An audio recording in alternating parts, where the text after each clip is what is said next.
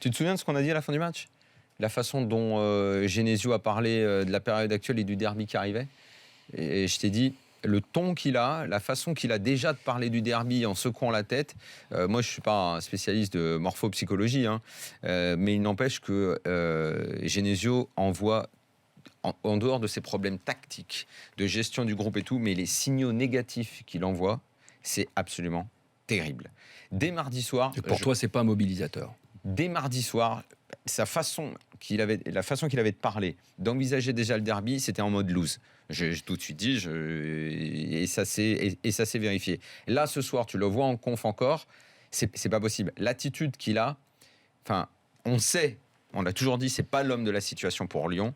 Le choix a été fait l'hiver dernier, donc ça fait un an et un mois qu'il est sur le banc. On s'est leurré à Lyon de la deuxième partie de saison.